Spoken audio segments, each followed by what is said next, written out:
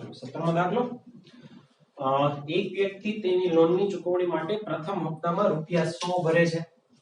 પ્રથમ હપ્તામાં રૂપિયા 100 ભરે છે એટલે કે a બરાબર 100. પછી દર મહિને હપ્તાની રકમમાં 5 રૂપિયાનો વધારો કરે છે. મીન્સ બીજા હપ્તામાં 105 રૂપિયા ભરશે, ત્રીજા હપ્તામાં 110 રૂપિયા ભરશે, ચોથા હપ્તામાં 115 રૂપિયા ભરશે. દર હપ્તે 5 રૂપિયાનો વધારો કરશે એટલે કે d બરાબર 5.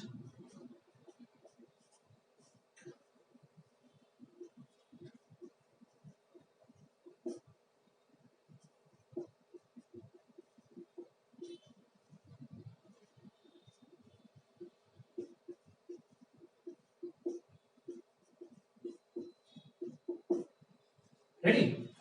તો તે 30મા હપ્તામાં કેટલી રકમ ચૂકવશે? એમ નથી કીધું કે 30 હપ્તા સુધીમાં એ કેટલી રકમ ભરશે. બે વચ્ચેનો ફેર સમજો.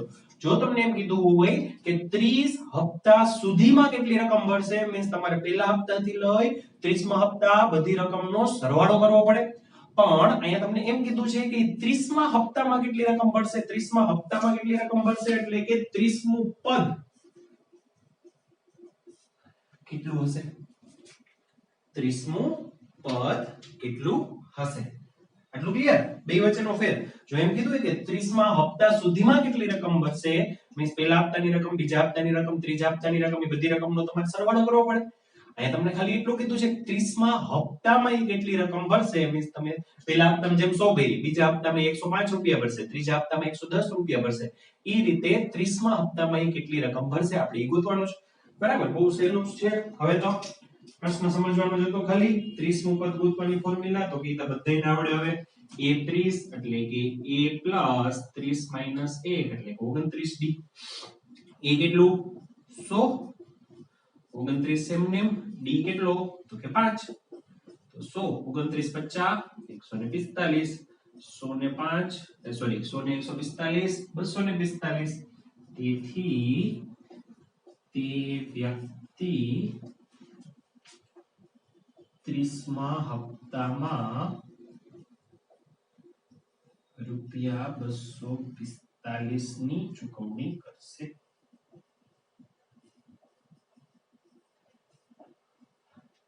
હપ્તામાં રૂપિયા 245 ની ચૂકવણી કરશે. રેડી? ચાલો નેક્સ્ટ. એક બહુકોણમાં બે ક્રમિક અંતઃકોણો વચ્ચેનો તફાવત 5 ડિગ્રી છે. તફાવત 5, d બરાબર 5. જો સૌથી નાનો ખૂણો 120 ડિગ્રીનો હોય તો તે બહુકોણોની બાજુઓની સંખ્યા શોધો. પ્રશ્ન શું કહે છે કે મારી પાસે કોઈ બહુકોણ છે, બહુકોણની કેટલી બાજુ છે એ મને નથી ખબર. અત્યારે હું 6 બાજુ ધાર લઉં. બરાબર? તો આ જે ખૂણો હોય, માની લો કે આને હું a કહી દઉં, તો આ ખૂણો એના કરતા 5 વધારે. ઈ જ રીતે આ ખૂણો આના કરતા 5 વધારે. આ ખૂણો આના કરતા 5 વધારે. આ ખૂણો આના કરતા 5 વધારે. આ ખૂણો આના કરતા 5 વધારે. મીન્સ નાનામાં નાનો ખૂણો એ હોય તો બાકી બધાય ખૂણા એના કરતા કેટલા વધતા જાય છે? તો કે 5 ડિગ્રી વધતા જાય છે. તો બહુકોણની બાજુઓની સંખ્યા શોધો. મીન્સ આ મેં કેમ કે 6 બાજુવાળો બહુકોણ દોર્યો. તમે ધાર્યો છે કેટલી બાજુવાળો બહુકોણ છે એ મને ખબર નથી. એ તમારે શોધવાનું છે કે આ કેટલી બાજુવાળો બહુકોણ છે. હવે આના માટે એક સૂત્ર આવશે. ભૂમિતિનું સૂત્ર છે કે બહુકોણની સાઈડમાં લખો, ગણતરીમાં નો નડે, તમારે યાદ રાખવાનું થશે. બહુકોણના બધા ખૂણાઓનો સરવાળો બરાબર 180 ડિગ્રી ગુણ્યા n - 2. 180 ડિગ્રી ગુણ્યા n - 2.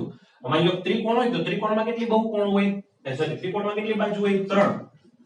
n એટલે બાજુઓની સંખ્યા.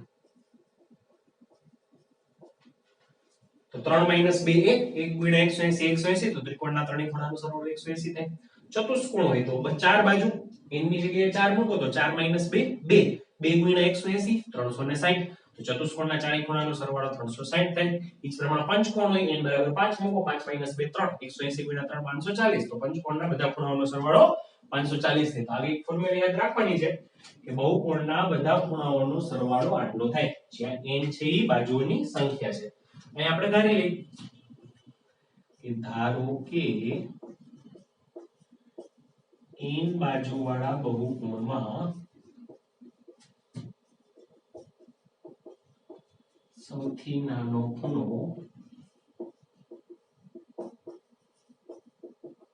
કેટલો આપ્યો છે? તો કે 120 ડિગ્રી છે. તેથી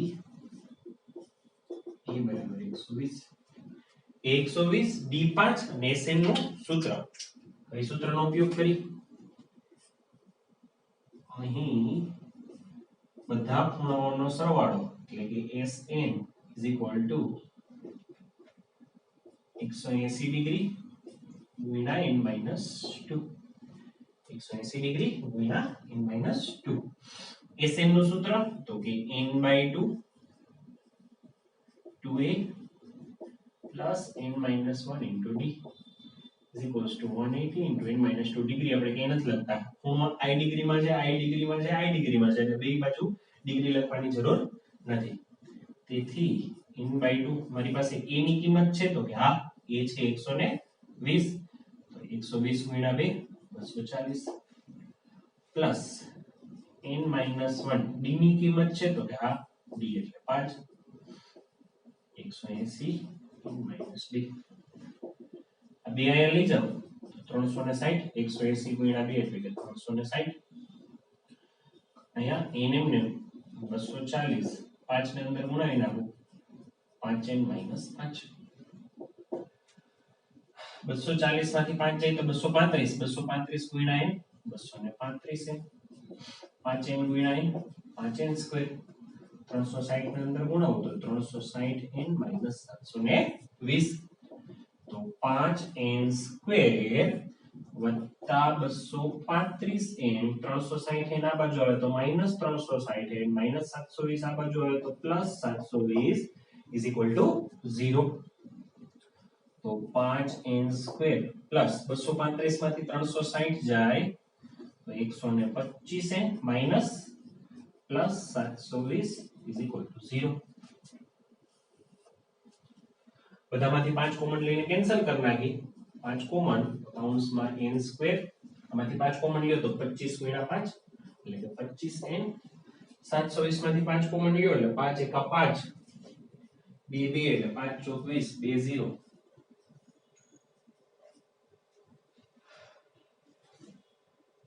તો n square minus 25n plus 720 માં 720 ભાગ્યા 5 5 એકા 5 2 2 5 ચોક 20 2 0 5 ચોક 20 144.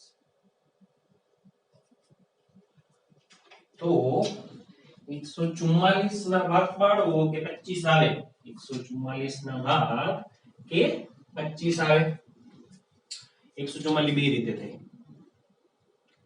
16 નવા 144 સીધા એક ભાગ પડી ગયા. બાકી 12 ગુણ્યા 12 પણ 24 નથી. આપણે 144 જોઈએ છે ને 25 જોઈએ છે. તો n square minus 16n minus 25n વત્તા 144 is equals to 0. n common કૌંસમાં n માઈનસ 16. બરાબર. અહીંયા શું કરવાનું? તો n માઈનસ 16 લખી નાખવાનું.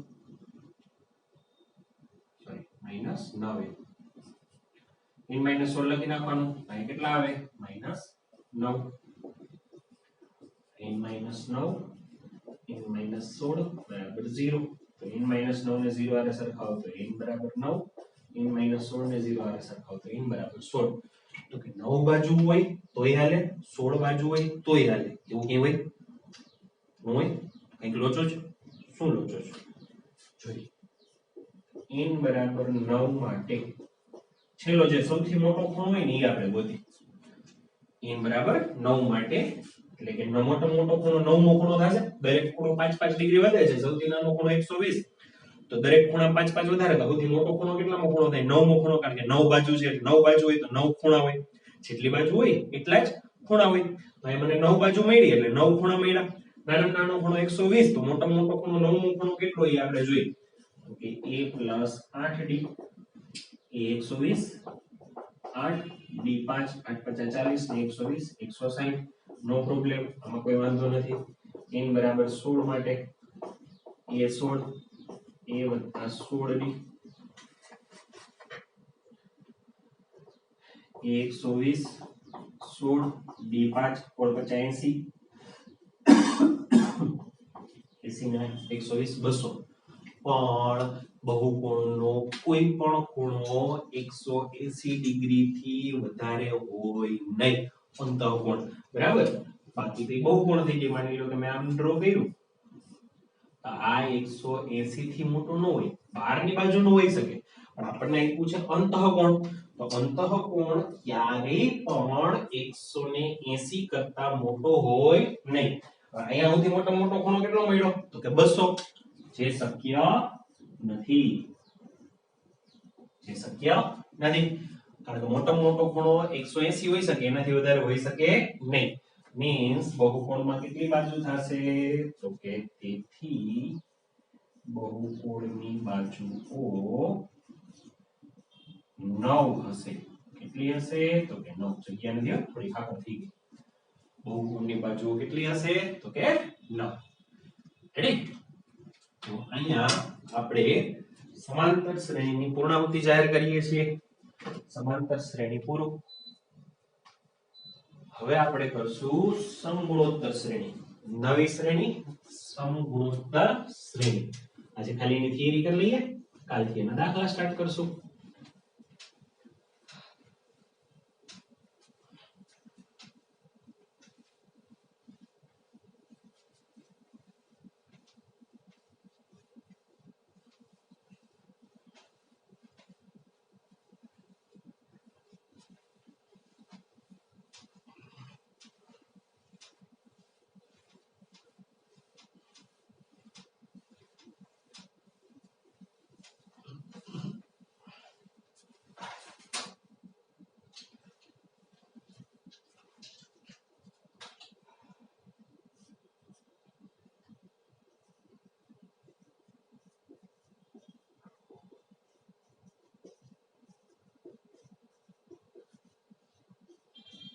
સમગુણોત્તર શ્રેણી. હવે સમાંતર શ્રેણીમાં મેં એમ કીધું હતું કે બે ક્રમિક પદ વચ્ચેનો તફાવત અચળ હોવો જોઈએ. સમગુણોત્તર શ્રેણીમાં શું આવે?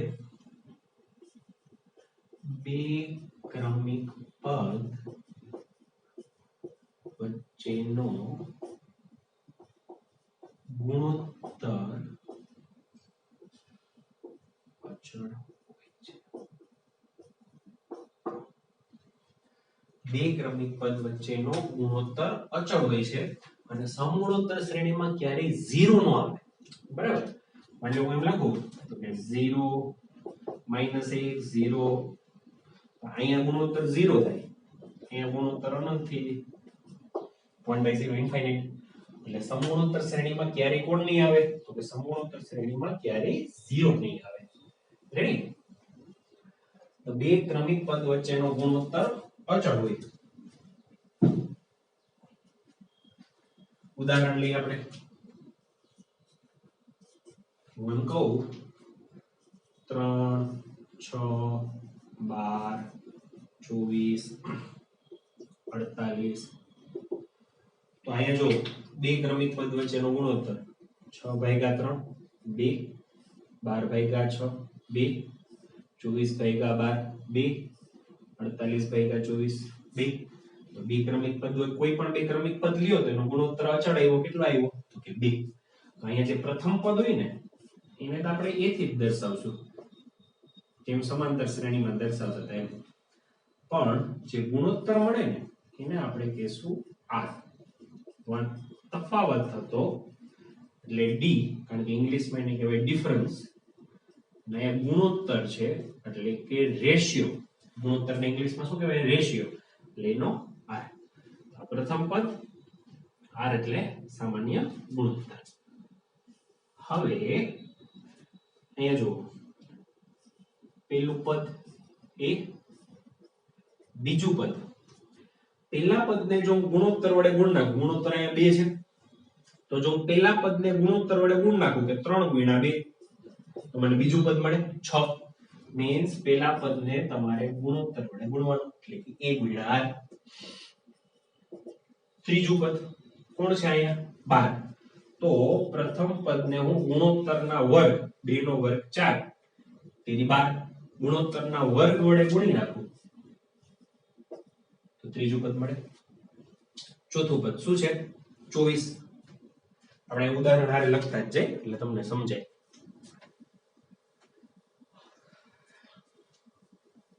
આપણે આ ઉદાહરણ માટે જોઈએ, આ ઉદાહરણ માટે પ્રથમ પદ છે 3 અને ગુણોત્તર છે 2. પ્રથમ પદ 3 અને ગુણોત્તર કેટલો છે? 2. બરાબર. a1 બરાબર 3, a2 બરાબર કેટલું છે? બીજું પદ કેટલું છે? 6. તો 6 ને હું 3 ગુણ્યા 2 લખી શકું. 6 એટલે 3 ગુણ્યા 2, એટલે 3 એટલે શું થાય? તો કે તમારું પ્રથમ પદ a. 2 એટલે શું થાય? તો કે સામાન્ય ગુણોત્તર r, તો કે ar.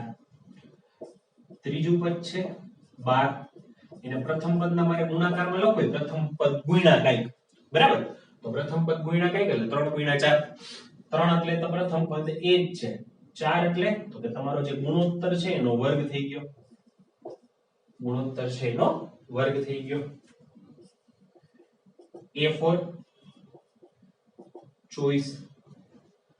એને પ્રથમ પદના ગુણાકારમાં લખવું હોય તો 3 ગુણ્યા 8. તો ત્રીજું ચોથું પદ છે એ શું મળ્યું? તો કે 3 એટલે 1, 8. ગુણોત્તર કેટલો છે? 2. 8 એટલે 2 નો શું થાય? તો કે ઘન. 8 થઈ ગયો. પાંચમું પદ શું છે? તો કે 48. એને 3 ના ગુણાકારમાં લખવું હોય તો 3 ગુણ્યા 16. 3 એટલે તમારું પહેલું પદ a થઈ ગયું. ગુણોત્તર 16 કેટલી ઘાત થાય? r ની 4 ઘાત. r ની 4 ઘાત. બરાબર. હવે જો જ્યારે બીજું પદ હતું ત્યારે બીજું પદ એટલે થયું a ગુણ્યા r, મીન્સ r ની 1 ઘાત. ત્રીજું પદ હતું તો a ગુણ્યા r નો વર્ગ, r ની 2 ઘાત. ચોથું પદ હતું a ગુણ્યા r નો ઘન, r ની 3 ઘાત. પાંચમું પદ હતું a ગુણ્યા r ની 4 ઘાત. મીન્સ જેટલાનું પદ હોય એના કરતા r ની 1 ઘાત ઓછી થાય. પાંચમું પદ છે તો r ની 4 ઘાત, ચોથું પદ છે તો r ની 3 ઘાત. જેટલાનું પદ હોય એના કરતા 1 ઓછું એ તમારી r ની ઘાત થાય. તો આ પ્રમાણે જો હું n નું પદ લખું તો શું થાય? તો કે a ગુણ્યા r ની આના કરતા 1 ઓછી ઘાત થાય. અહીં n છે તો ઘાત કેટલી થાય? n - 1. તો an નું સૂત્ર, n માં પદનું સૂત્ર a ગુણ્યા r ની n - 1 ઘાત, જ્યાં r એટલે પ્રથમ પદ, r એટલે સોરી a એટલે પ્રથમ પદ, r એટલે સામાન્ય ગુણોત્તર, a એટલે પદ ક્રમાંક, n એટલે n નું પદ. બરાબર. n is equals to a into r raised to n minus 1. હવે તો કે હવે n પદોનો સરવાળો, આપણે n નું પદ મેળવ્યું, વ્યાપક પદ, અને કહેવાય સમગુણોત્તર શ્રેણીનું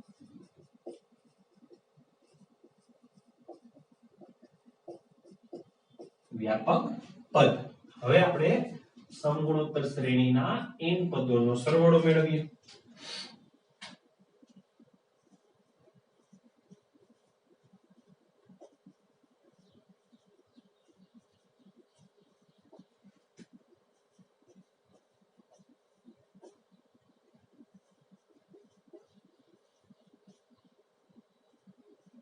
સમગુણોત્તર શ્રેણીના n પદોનો સરવાળો. પહેલું પદ a થાય, પહેલું પદ એટલે a, બીજું ar, ત્રીજું ar વર્ગ, ચોથું ar ઘન, પાંચમું ar ની 4 ઘાત, અને છેલ્લું ar ની n - 1 ઘાત. જો આપણે n પદ લઈ તો છેલ્લું પદ એમ થાય સમાંતર શ્રેણી મેં ઉદાહરણ આપ્યું તો હું એમ કહું કે તમારા ક્લાસના છેલ્લા છોકરાનો રોલ નંબર 34 છે તો કુલ કેટલા છોકરા હોય તો કે 34 હોય બરાબર તો એ જ પ્રમાણે અહીંયા n પદ છે તો છેલ્લું પદ એટલે n નું પદ તો જો મારે n પદોનો સરવાળો કરવો હોય તો પહેલું પદ બીજું પદ ત્રીજું પદ થી લઈ n નું પદ એટલે કે 1 ગુણ્યા r ની n - 1 ઘાત એની આગળનું પદ તો કે એને આગળનું પદ જો ને એટલે r ની 1 ઘાત ઓછી હોય આ ત્રીજું પદ છે ને r ની 2 ઘાત છે બીજું પદ છે તો r ની 1 ઘાત છે તો આ n નું પદ એ r ની n - 1 ઘાત એની આગળનું પદ તો કે r ની આ પદમાં જેટલી ઘાત હોય એના કરતા 1 ઓછી તો n - 1 હોય એમાંથી તમે એક બાદ કરો n - 1 માંથી એક બાદ કરો તો તમને શું મળે n - 2 n નો થઈ ગયો n - 1 માંથી મારે એક બાદ કરવાનો છે તો n - 1 - 1 એટલે શું થાય n - 2 તો આ Sn થઈ ગયો હવે જો હું સમીકરણની બંને બાજુ r થી ગુણું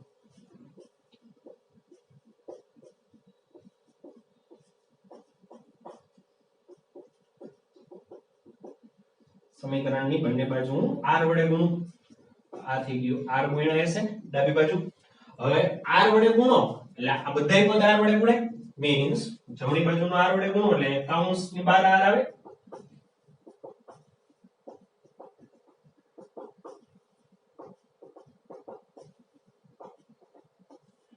તો r છે એ કૌંસમાં બધાય પદ r ગુણે છે બરાબર હું r ને બધાય પદ વડે ગુણું તો શું થાય r ગુણ્યા ar r ગુણ્યા ar સ્ક્વેર r ગુણ્યા ar સ્ક્વેર ar ઘન ar રેઝ ટુ n - 1 અહીંયા તમે r વડે ગુણો કે 1 ગુણ્યા r ની n - 2 ઘાત હતી એને હું r વડે ગુણું તો આધાર સરખો તો ઘાતનો શું થાય સરવાળો અહીંયા કઈ ઘાત હોય તો ઘાત કેટલી હોય 1 હોય હવે આનો સરવાળો કરો n - 2 + 1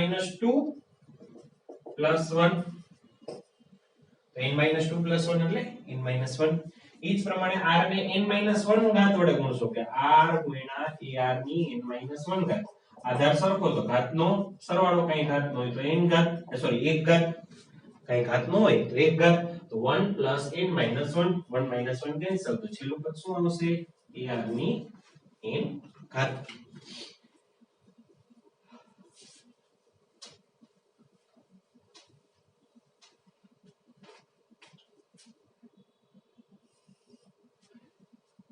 આ થઈ ગયું તમારું r ગુણ્યા Sn નું સમીકરણ 1 કહી દો આનું સમીકરણ 2 કહી દો હવે જો તમે સમીકરણ 2 માંથી સમીકરણ 1 ને બાદ કરશો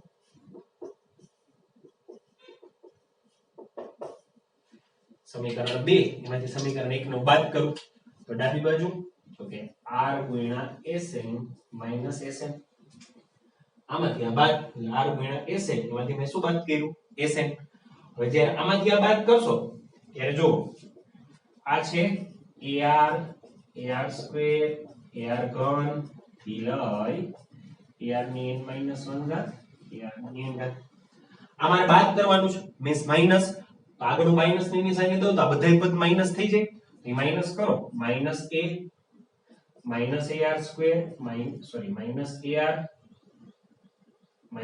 સ્ક્વેર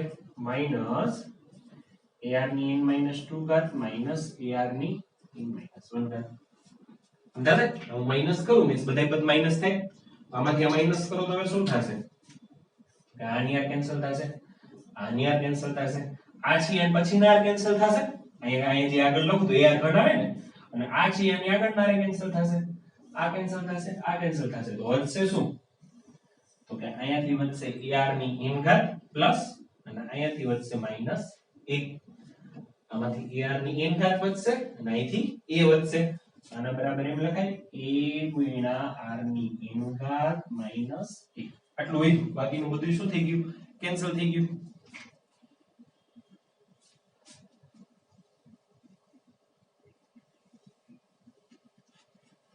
હવે આ બે માંથી શું સામાન્ય આવે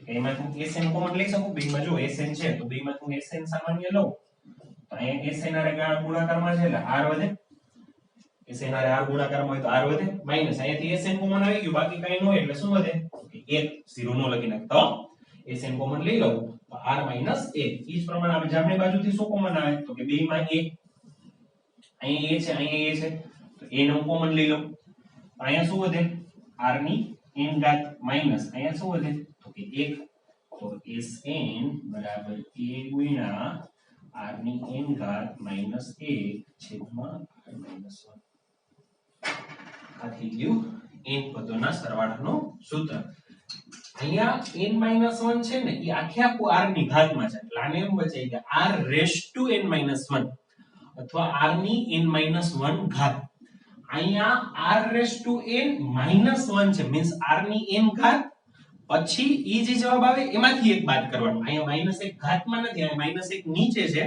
અને અહીંયા માઈનસ 1 ઘાતમાં છે આ બે વચ્ચે ખાસ ધ્યાન રાખજો ભૂલ ન થાય અહીંયા r ની n માઈનસ 1 આખી ઘાત છે n માઈનસ 1 છે આખી આખી ઘાત છે જ્યારે r ની ઘાત n છે અને પછી માઈનસ 1 કરવાનું છે તો આ સૂત્ર થયું વ્યાપક પદનું આ સૂત્ર થયું n પદોના સરવાળાનું તો તમારે આ બે સૂત્ર જ યાદ રાખવાના સૂત્ર કેમ આવ્યા એ મેં તમને સમજાવી દીધું એમને હવામાંથી સૂત્ર ન આવી જતા મેથ્સમાં બરાબર હાવ સિમ્પલ લોજિક હોય અથવા સિમ્પલ કેલ્ક્યુલેશન હોય તો n પદોના સરવાળાનું આ સૂત્ર થયું અને આ સૂત્ર થયું વ્યાપક પદનું આજના લેક્ચરમાં આટલું જ રાખીએ આ થિયરી તમે સરખી કરી નાખો બે સૂત્ર યાદ રાખી લ્યો પછી કાલે આ સૂત્રનો ઉપયોગ કરીને આપણે દાખલા ગણશું બરાબર ચાલો થેન્ક યુ